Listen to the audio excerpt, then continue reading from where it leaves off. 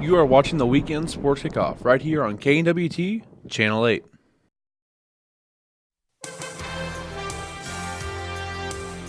And we are back for the Weekend Sports Kickoff. Devin Albertson, Ryan Elliott, Jacob Blair now kick Trevor off the set. We're going to bring in Isaiah Swan. Talk about some Bearcat basketball. We actually have Isaiah in the main studio. In studio. This might be a first. This is incredible. I think it might be a first ever for Isaiah. Traded a few draft picks around, kind of made some big moves in upper management, and at the end of the day, I think everyone walked away happy. And I think we're going to keep mixing up this side of the table, and these cameras over here are going to be so confused because they're going to have no idea who's over here next. We might bring in somebody totally different. You never know. Be a new segment on the show. Yeah, we just picked this guy off the street. We don't know who he is. Yeah, definitely possible with that. See, we can get on next week. But we're going to talk about the men's team here first. And as we were talking about in the break, Chris Ibuendow is 8 points away from his 1,000th point. He'll be the 22nd player in Bearcat history to score 1,000 points and the 12th to get the 1,000 points, 500 rebound club in Northwest history. So, and he had a heck of a game versus Fort Hays State last week to get that win on the weekend without Pitt's playing. Yeah, 20-14. He had a great night. I think really that game as a whole was great for Northwest. I think it was good for the confidence of the guys on the team to go, okay, we can do this without Justin. We can. We've got the fight. We've got the hunger to do this. If we don't have Justin, it would have been a lot. It would not. I won't say easier, but it would have been really easy for them to sit and go, oh boy, no Justin tonight. How are we going to do this? Instead, they came out, they fought, they played great basketball, ended up with a 13-point lead at the end of the half, and got a good, solid win without their guy. Yeah, I think as I've seen the season go on, Ryan, I think that the team has slowly kind of grown out of this dream world where everything was kind of going right at the beginning of the year. I mean, you look at the stats. I mean, we were averaging over 80 points a game. We were shooting almost like 50 nearly 60% from field goal range and almost 50% from three-point range as well. So you look at that and you're like, wow, nothing could go wrong. They run into their first loss, and I think they played a little angry against Pitt State, beating them by double digits, and then Southwest Baptist. Then you kind of get back to Central Missouri where things got a little tougher, and they're a good team, still picking up the big win. I think you're starting to feel some wear and tear, or maybe the pressure kind of fall on this team. And I think in the loss to Kearney and to an extent the game against Hayes, the game against Central Missouri, they played kind of tired. They looked tired. They looked like this is a team that has played 4 games in 10 days and they needed some time off. And they got the time off that they needed. We're going to see how they come out against Missouri Western. But this is a team that you can't expect to keep up that clip for an entire season. It's almost impossible no matter how good you are. And it's just another situation where, you got to know what it's like to lose. You got to know what it's like to be in a tough situation, to face some adversity. And now they have it. They've lucked out to where they're still sitting on top of the region in a lot of people's projections right now. And they just got to realize that, okay, we can't afford any more. We got to lock down for the rest of the season. And when I say they're dropping off, let's be clear. They're still shooting 50% from the field. They're still shooting 42% from three.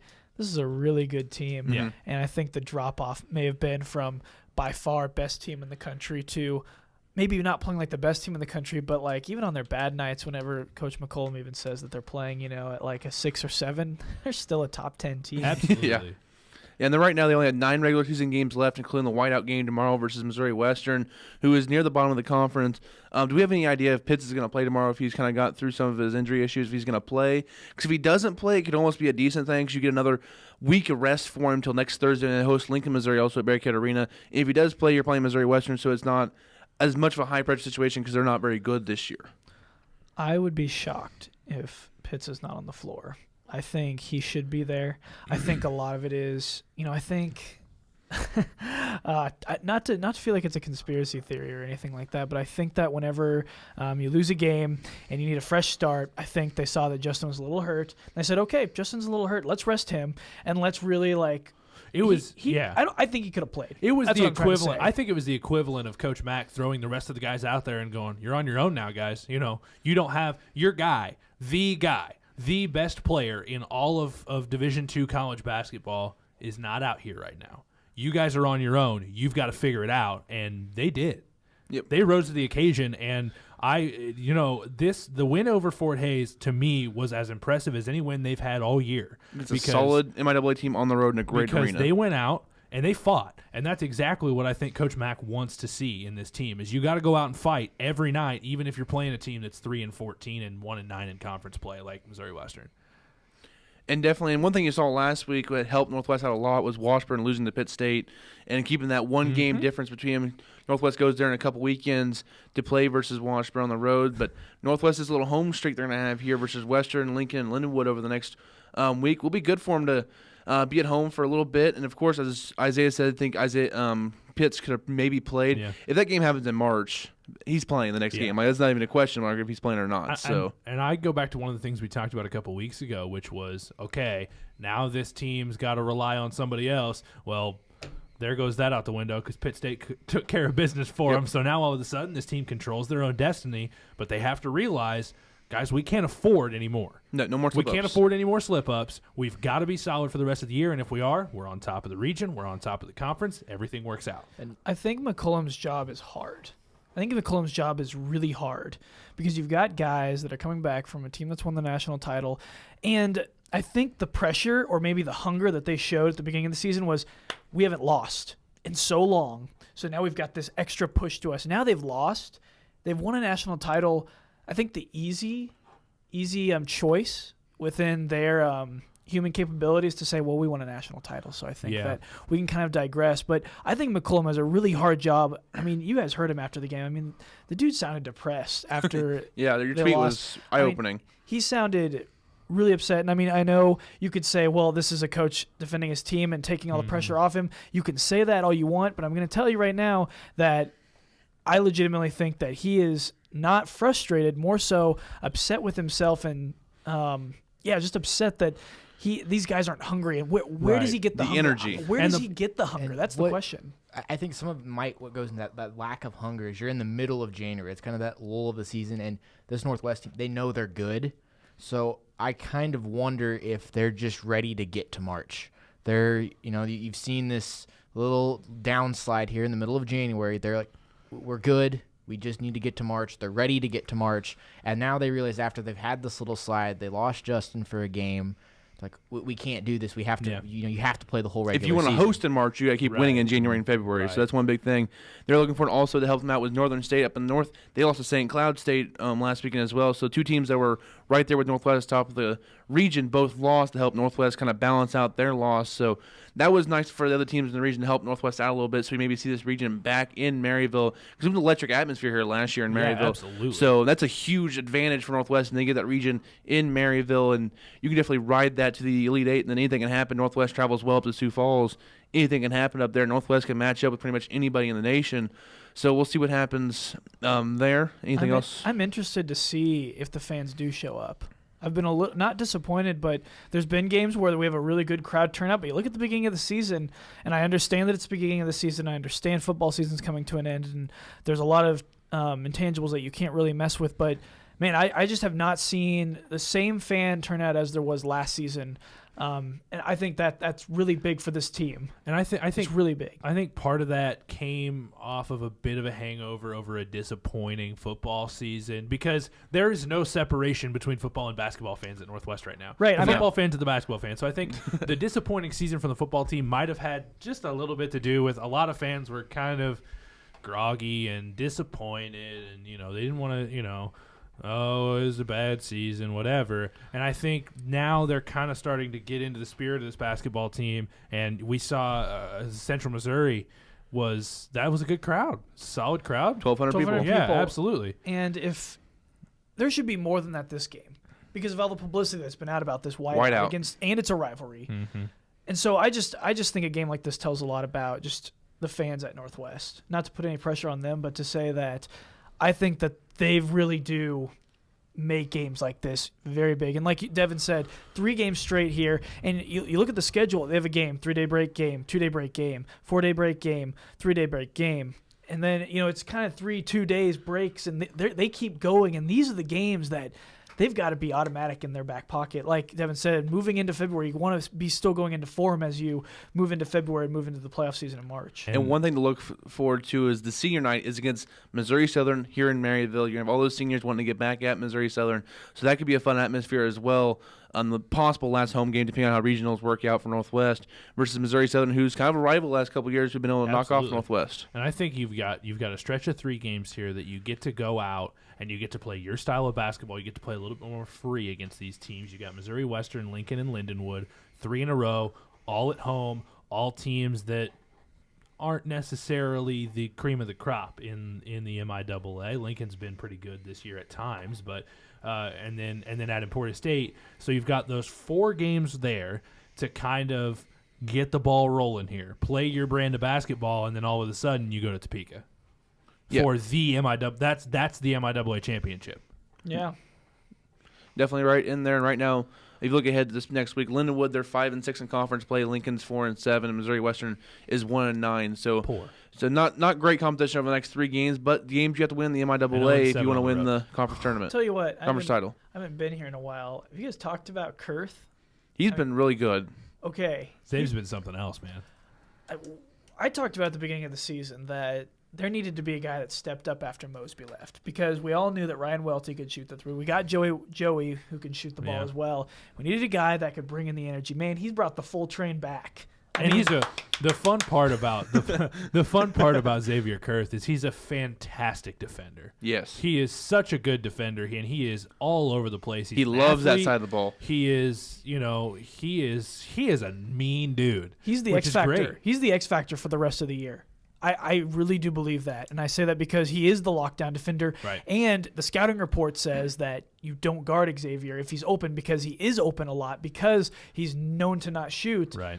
But when he gets his shot, if he converts, if he just gets 2 or 3 shots to go in, man, you're talking about a giant bonus to a team that already is getting a lot of points. And he shot better this season. And you're talking about a guy who's high energy on defense. It's almost like a corner in football, like a Jalen Ramsey, where he's going to be all in motion. He's going to lock down his guy. He's going to do his job there on that side of the ball, and that's what he loves. That's what he lives for. He lives for that defense. He lives for getting a 5 call or forcing a guy to get a travel or a double dribble or something like that, or just getting a flat-out steal. I mean, that's what he lives for there on that basketball team. You always need a guy like that who just loves defense, doesn't care how many points he scores, but he's a willing scorer when he has the opportunity. So he's one of those glue guys you need on a championship caliber team. Xavier is a smart basketball player. I've had the opportunity to, both games that I've called for KZLX this season, talk to him post game. He just seems like a smart basketball player. He knows what's going out there, going on out on the floor. And when you've got Justin Pitts at the point, but you've also got another guy out there that is just as smart, just knows where to be at the right time. It really helps your team. I think the difference, though, between Pitts and Kurth is Zave's not a point guard. Obviously, we saw that against Fort Hays. He had his fair share of issues handling the basketball, but he is. I think I agree with you absolutely, Jacob, in what you said, that he is such a smart basketball player. He knows exactly where to be. He knows exactly both offensively and defensively. He knows on offense. He knows what shots are his shots, the shots he should be taking. So you only see him take 4 or 5 shots a game, but they're really, really good shots. Yeah, they're high percentage shots for him. And this is a Missouri Western team. Like, man, I always want to look at Missouri Western. I think, man, Northwest is just so much better. And they are, I think, talent-wise and statistical-wise. And I think that people from Missouri Western would even agree that we are better athletically. But you look at a 3-14 team who's on a 6-game losing streak. I mean, it's an absolute trap game at home. And it's absolutely what it is. And like we've talked about, Ryan, this is a game where they want to rebound. This is where they want to establish their game.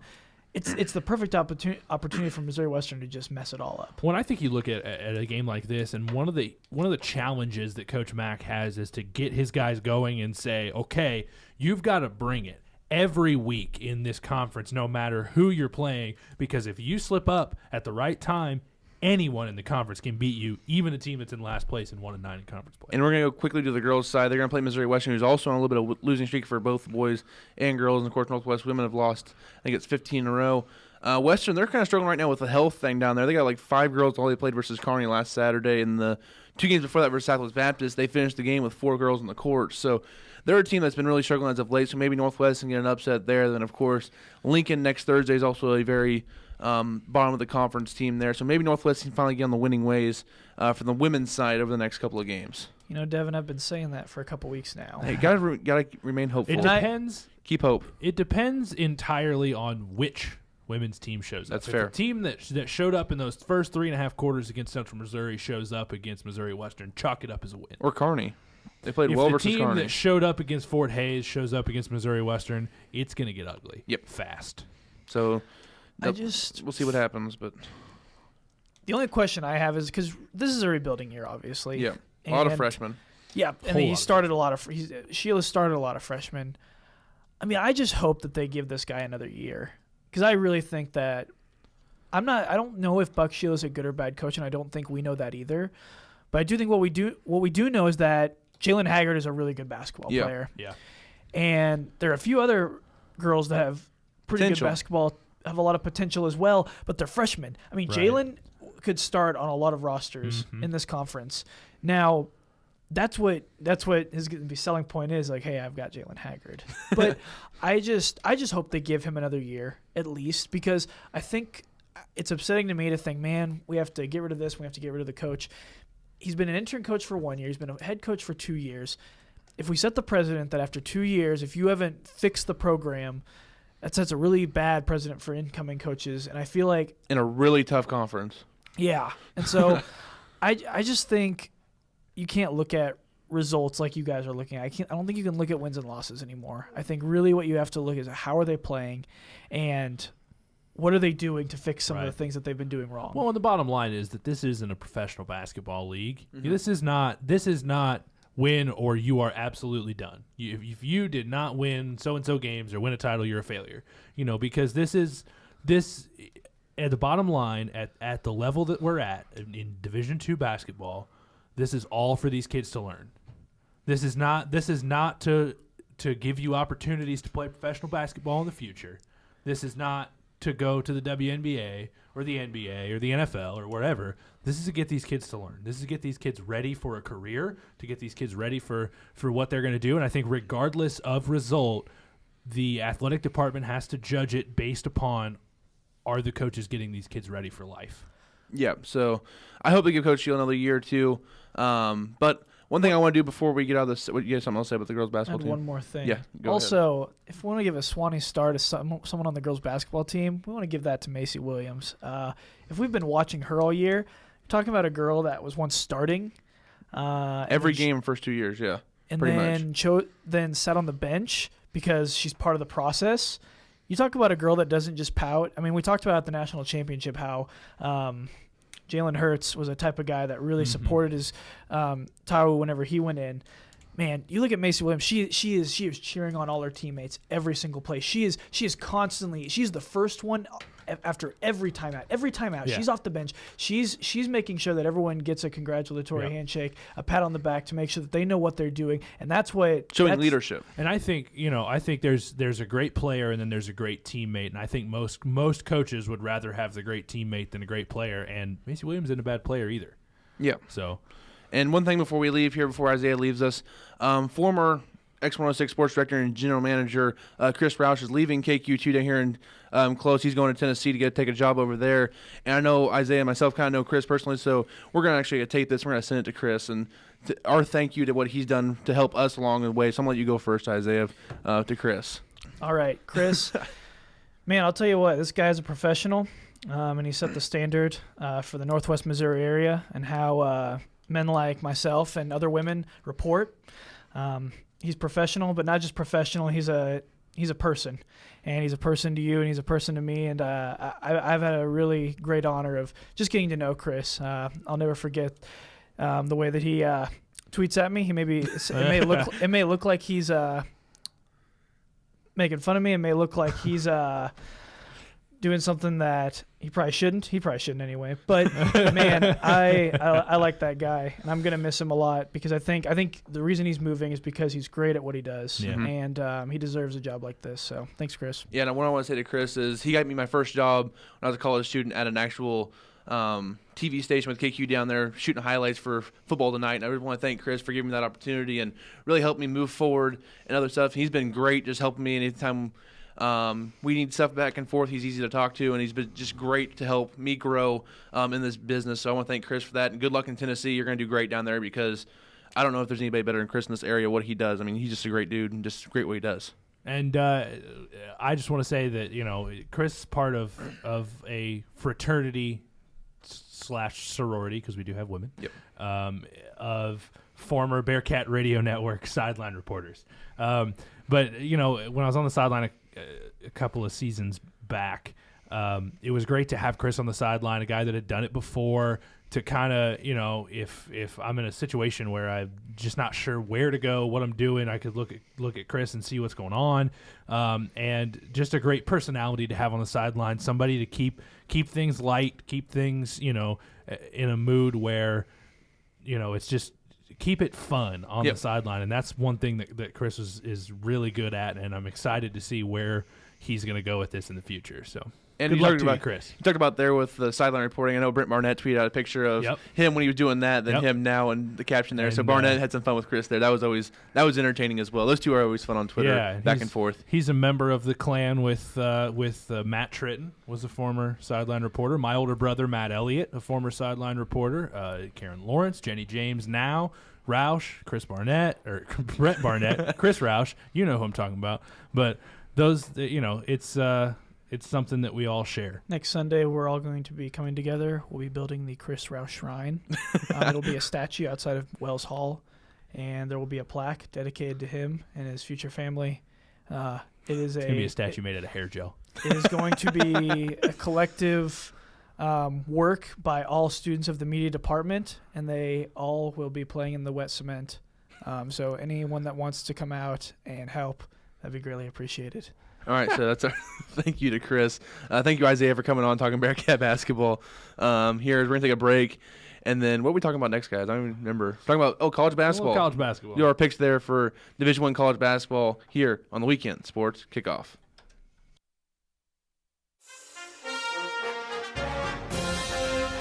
And welcome back into the Weekend Sports Kickoff. I'm Devin Albertson, now joined by the original cast again, Trevor, Jacob, and Ryan. The boys are back. The boys are back. Trevor said earlier, we're playing musical chairs today. Me and Ryan didn't move, though. No, we could if we wanted to. Yeah, we could have. Yeah. I want to say I don't like that camera. I've moved 3 That's times fair. now. Yeah. I've moved twice. That's so camera right here. Now it's time for college basketball, where we all suck at picking games. Yeah. Just a fair warning before this. How did we do last week? I think Not you good. guys all went We 2 did and not 3. good. I went 1 and 4 because I suck. I wasn't paying. I wasn't keeping track. The one game we I all was got right frustrated. was Ohio State at Minnesota. We all got that one right. I got every other game wrong. I picked Wichita State at Houston. Got it wrong. I think everyone got that wrong, right? Did anyone pick Houston? We all picked Oklahoma at Oklahoma State. We all got that Yeah. wrong. I picked Seton Hall to beat Xavier. That didn't happen. I picked. And then you guys all I picked Xavier. Yeah, I think I picked Xavier. yeah. Everybody but me took Xavier because I'm an idiot. And then was then- it TCU, K-State? Yep. And I And picked TCU. I wanted to go K-State. I think Did you pick K-State? you go 3 and 2, didn't you? Yeah, I picked K-State. You went 3. You Yeah. jerk. I wanted to pick K-State, but I couldn't do it. Winning record for Jacob. Yeah. So the newbie on the show, beginner's luck, right, guys? That's what we're gonna. I never had No, this is gonna be a common thing. Jacob's just gonna win all the picks. Dang it! Just with basketball. It's gonna be like Sean. Sean's picks made no sense. Yeah, and they all Sean would worked be out. like, I'm taking the Jets to beat the Dolphins. We'd be like, okay, Sean, that makes, and then it happened. But I'd make a logical pick, and people would be like, oh, that's a stupid pick. So What logic have you used before on this show? I haven't heard it yet. I mean, true. Iowa over Penn State. Hey, that almost happened. Almost. I'm so only glad counts it in didn't. horseshoes and hand I did grenades, pick my last friend. year though. I did pick Iowa over Michigan, and I was right. Everyone laughed at me. I picked Iowa over Michigan and USC. Iowa lost North Dakota State last year. They did. A lot of teams lost North Dakota State last year. Not Division I. Almost Yeah, everybody. Not many Division Not a I Big schools. Ten school. Anyways, we're gonna pick some college basketball games. Yeah, we're gonna start with Nope. in the state of North Carolina. North Carolina State at number 10. North Carolina. Looks like both our producers on the other side are taking North Carolina, and Joe and Caleb. I'm gonna take the Tar Heels as well at home in this one. Did anybody pick NC State? I don't think so. I'm gonna This take- is at Chapel Hill. Yeah. Come I'm on, gonna take North Tar Heels. Carolina. It was a really slim picking of games this week. Okay, I had to go That's to fair. Monday And for the last after game. losing to Virginia Tech on Tuesday, I think by now, I think having 5 days to think about losing to Virginia Tech, they're going to come out in Chapel Hill, and North Carolina's going to take care of business and get back on track.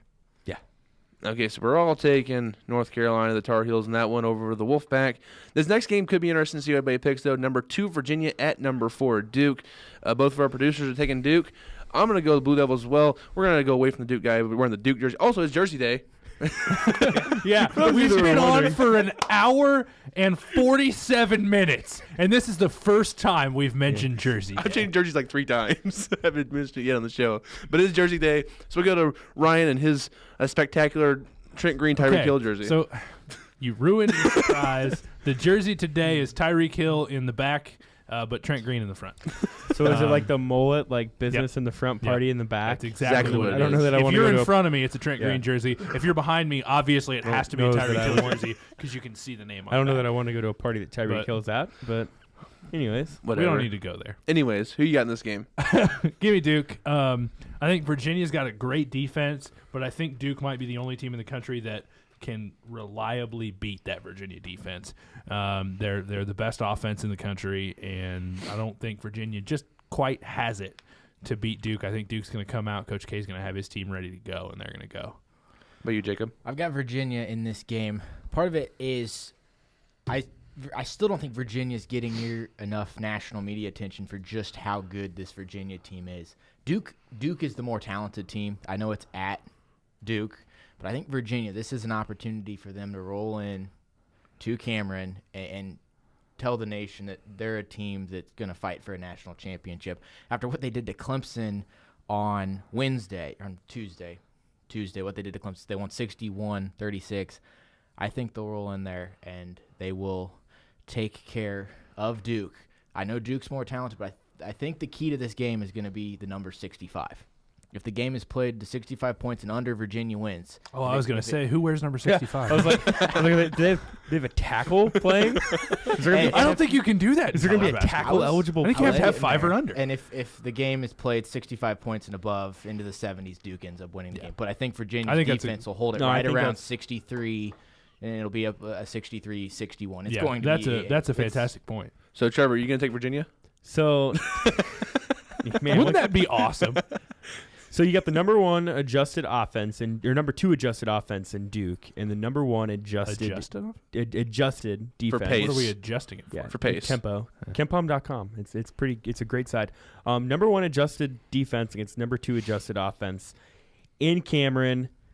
Virginia never has really played well against Duke these last 4 or 5 years. I think that Duke's offense is good enough to kind of find holes in Virginia's defense, and I don't know that Virginia's offense is good enough to find the gaping holes in Duke's defense. So, and I'm wearing a Duke jersey. Sko Dukies. You got J.J. Redick on over there. J.J. Redick. Also, I found they finally put the odds up for the weekend's games, and North Carolina was a 14-point favorite, so 2 touchdowns in basketball, and Duke was a 4.5-point favorite in their game versus Virginia. So we go to the next game here on the docket. We have number 12, Oklahoma at Alabama. Should be a pretty good guard matchup either way. Both of our producers taking Oklahoma. I'm going to cheat off them, take Oklahoma too. Trey Young playing well right now. Had the couple games there where it was a little bit ugly, but he figured it out versus Kansas. Got the win there against the Jayhawks. Oklahoma's a 2-point road favorite in this one. Trevor? I'm going to take Oklahoma as well. Colin Sexton I don't think is quite at 100%. I think this would be an even more interesting matchup if he was. But Trey Young could score like a gajillion points in this game. So, and that's what it takes for him to win. I mean, literally, if he's not scoring, he scored 48 points and they lost. So he's obviously a difference maker. I think he's able to do it this weekend. Give me Boomers Sooner in what should have been the college football playoff national championship game. I've got Oklahoma as well, and when picking, we're playing basketball here. Yeah, we are. Wrong sport. Fired. When picking this game, it did for me come down to the fact that Colin Sexton is not there. I mean, that point guard matchup would have been great to watch, but when you look at the stats between these two teams, Oklahoma bleeds in about every single stat, and with Trey Young at the point, I don't think Alabama has any firepower to slow him down, and Oklahoma will take an easy win. I don't believe in the SEC. Oklahoma. SEC. That's about as kind of short as you can get with that and be basically 100% accurate. So yeah, I'm taking Oklahoma. I already said that earlier. But next game we have on the docket is Kentucky at number 7, West Virginia. Who wants to guess the spread for this game? Oh boy, West Virginia by 9. Kentucky. What's the spread? Do you think, Ryan? Kentucky drew the short end of the stick on this one in the SEC. The Big SEC 12 drew challenge, the- man. Yes, I think the SEC got kind of. I think the SEC. I think the two best teams or two of the best got teams. screwed here. in the SEC, Auburn, Mizzou, that I think would have had a legitimate chance based on the matchup to win, aren't in the challenge. So if year.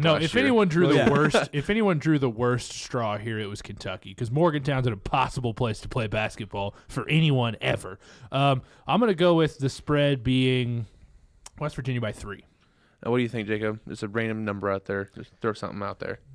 With you asking, I think it's probably somewhere like around 3 or 4, and we all think it probably should be higher than that. It's 10. I said 9. Really? It's a 10-point spread in West Virginia. What did you say, Ryan? 3.5. I said I was close.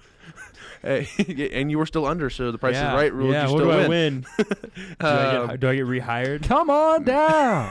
We're not sure yet. Well, Wait, no, apparently that already happened. I'm gonna take West Virginia in this. I think we all are. I don't. Yeah. This is not your grandpa's No. Kentucky team. And even if it were, man, in Morgantown. Well, if it was your grandpa's Kentucky team, that'd be an old Kentucky team. Well, yeah, they wouldn't be. I mean, they wouldn't be able to keep up. I don't think. It's West Virginia. I mean, if you can't keep up with West Virginia's offense, then man, This Kentucky team is too young to handle West Virginia. I think this is going to be a very good game for Kentucky for the rest of the season, because I think it's a game where Kentucky can grow up quickly. I know that Calipari's been talking about these guys have to, they're a bunch of really young freshmen. It's the youngest team Kentucky, Calipari's ever had. And going in there, I think after 40 minutes, it's going to be an ugly game for Kentucky, but they're going to learn so much about themselves that this game might make them scary come tournament time. Yeah, give me West Virginia. I just think the press defense, press Virginia, is going to get to that young Kentucky team. They're just not going to be able to handle it. And West Virginia is so good at what they do.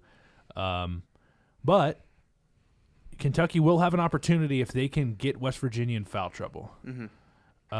But only if they can get West Virginia in foul trouble. If they can't, it's going to be a rough day. And Carter's a man at point guard. There's a full-grown man there at point guard. I swear that dude's been playing for like 39 years. Like he's like He's not Perry Ellis. No, he's not quite like, there. He is like the Perry Ellis. Not quite. Perry Ellis Jr. He looks like it. The dude looks like he's 30. It happens. Okay, I'm 13. I am 12. I am 12. Does anyone think West Virginia covers the spread of 10 points? I'm gonna say yes. I'm gonna say so. I think it'll be close, kind of, until maybe halftime. But I'm gonna say West Virginia by The press wears them down. I think 15. West Virginia at some point in this game will have a 20-point lead. The game will end up somewhere around 11, 12, 13 points, but at some point West Virginia will have a 20-point I'm gonna say West Virginia leads by like 7 going into the half, and they get it up to like 18 or 21 and win by 15. What about you, Ryan? I'll go with Trevor here and say 15 or so. All right, I think West Virginia covers because they're playing at home, and that's just impossible. That young Kentucky team is just not good enough. Morgantown's an awful And place. Kentucky that's down tough for here. a great team to play. Yeah, for a good Kentucky team, it'd be a decent thing, but this is not a good Kentucky team this year. Last game on Monday, we had to go to Monday to find a good game here, but it's a pretty good one. Number 5, Kansas at Kansas State. We got some votes in the last poll. Kansas State playing well. They knocked off some teams here as of late in the Big 12. They're a dangerous team. We'll go to you first, Trevor, on this one. I know the guys across the window, they're both taking Kansas. Jayhawks, what are you taking? I'm gonna go with Kansas State against my better judgment. They're playing really well. Barry Brown's playing well. Dean Wade's been shooting well, which is what they have him to do. I know they don't have Kamal Stokes at the moment, so that was kind of a concern for them when he went down, but they're playing pretty well without him.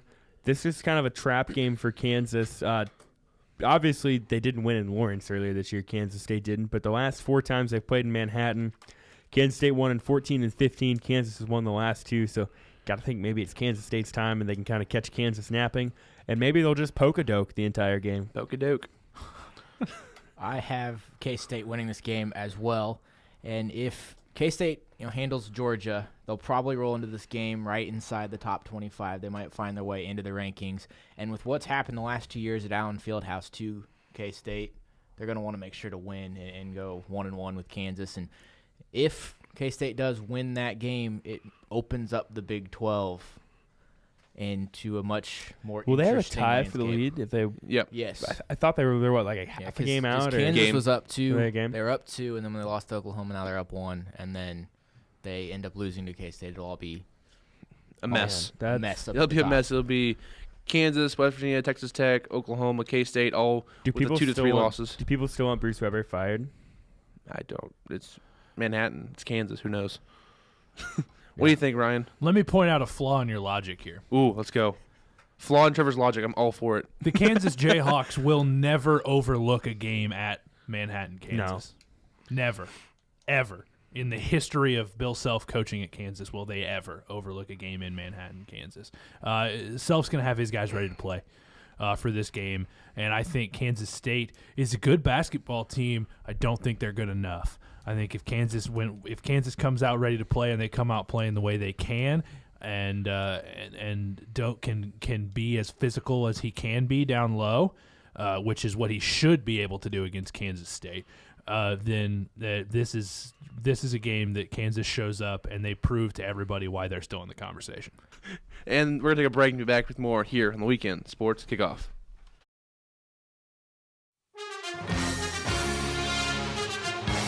And welcome back into the Weekend Sports Kickoff. I'm Devin Albertson, joined by Ryan Elliott, Jacob Blair, and Noah Cooper from Dropping Dimes on the show we had yesterday here at X106. And Noah, I'll tell you what, I listened to the show. You guys sounded great yesterday. That was a great first show. Hey, we had a great first show. We had a good time, and we're ready to do another one next week. You guys had the Twitter poll, and by the way, you totally beat Perry in your pick'ems for the All-Star game. I'm just saying. I looked at it a few hours ago, and I think I was ahead 51-49 still. So ooh, it's close. It's but close you had right it. now, but you had it right there. That was a fun show right yesterday. And before we go into NBA discussion, I just announced a few minutes ago, the Chiefs are going to put Tony Gonzalez into the Ring of Honor there in Arrowhead. I believe also it means retiring his number, which means Tony Gonzalez. No one else will get number 88, so you won't see any more tweets from me saying Ross Travis should not be wearing 88. Also because Ross Travis was cut, but that's beside the point. So Tony Gonzalez going to Arrowhead into the Ring of Honor Hall of Fame for the Chiefs. Absolutely 100% deserving. Tony Gonzalez, when he retired, in my opinion, was the greatest tight end of all time, and may very well still be.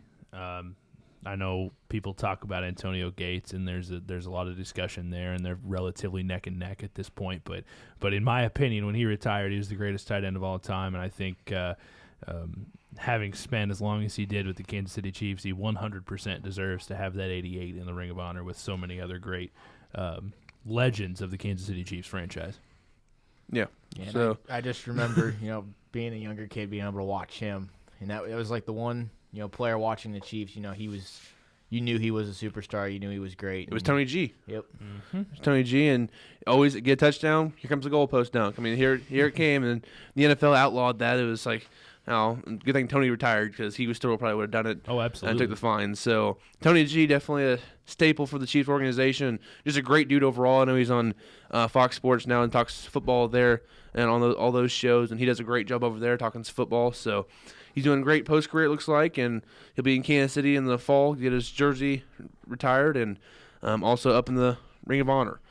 Before we get into the NBA talk, though, I want to play this one little thing for an introduction with Noah coming on the show. Drip, drip, drop. Dropping dimes.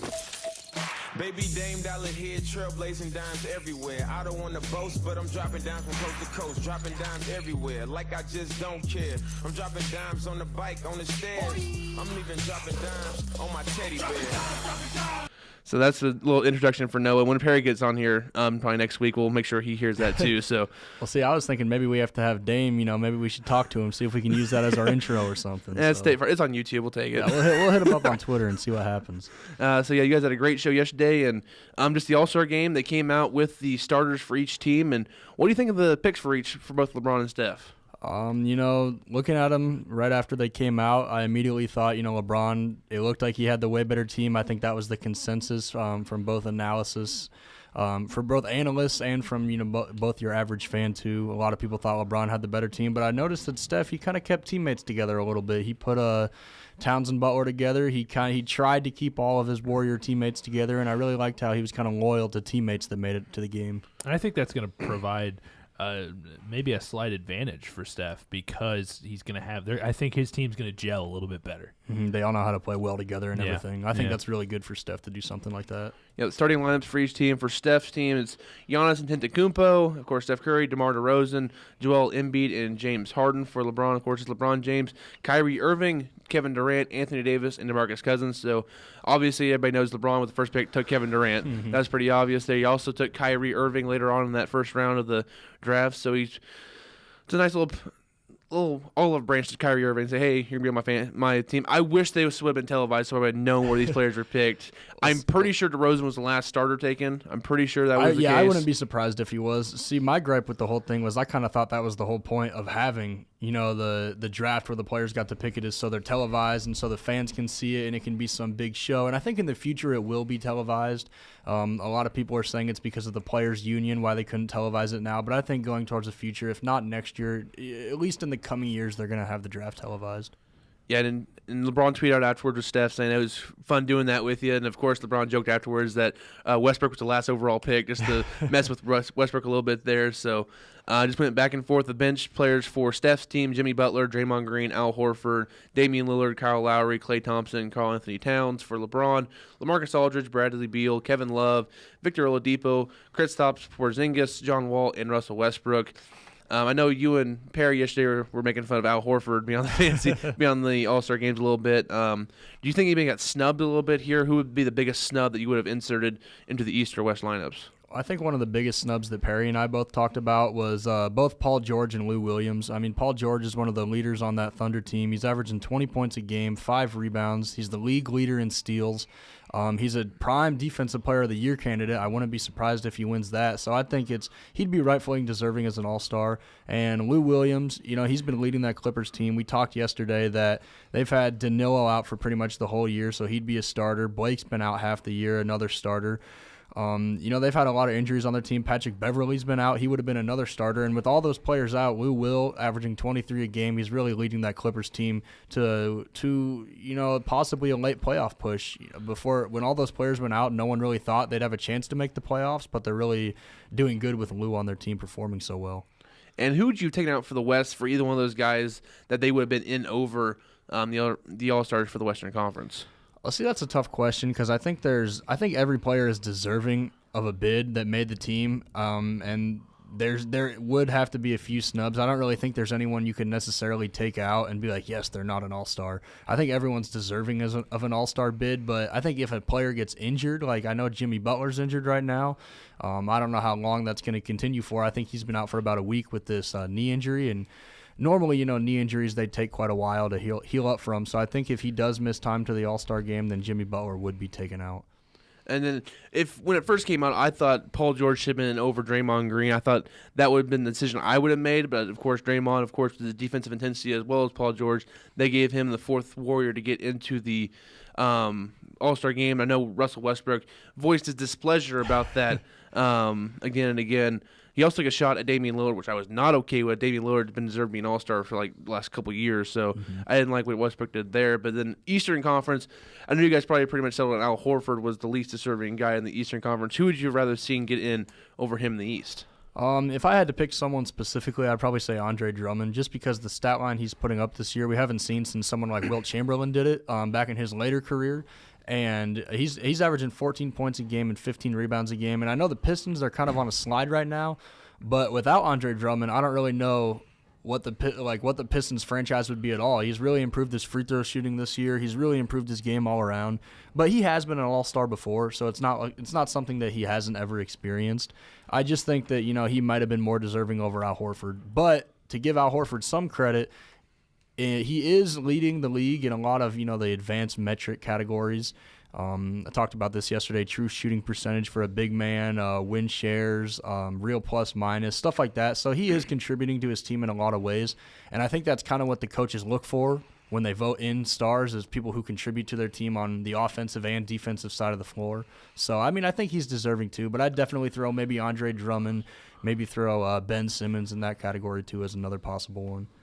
Yep. So Ben Simmons, he was another one that was also the kind of snub, and he'll make plenty of All-Star games in the future as he's a budding star, right there.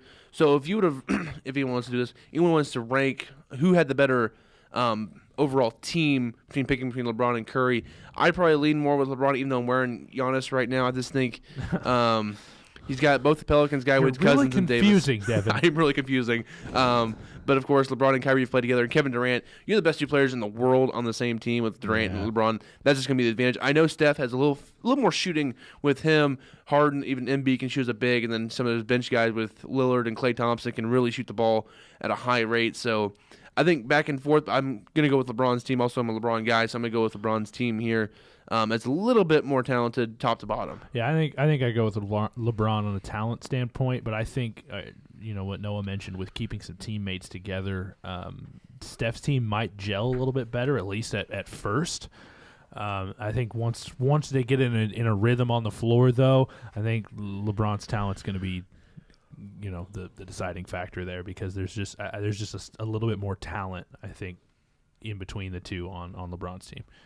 Yeah, I got to go with LeBron's team as well. And one thing about the All-Star game, which is completely different than the Pro Bowl and the NFL side, is the All-Star game, yeah, it's not necessarily, all-out basketball, but it's still fun to watch. Yeah. And I think that with what you have on LeBron's team, they're going to play to that. You're going to see some, antics a little bit between that team, but they're going to go out there, have fun with each other, and they've got a little bit more, all-star style basketball on that LeBron team that can go have a little bit more fun with the style of basketball that's played for that game.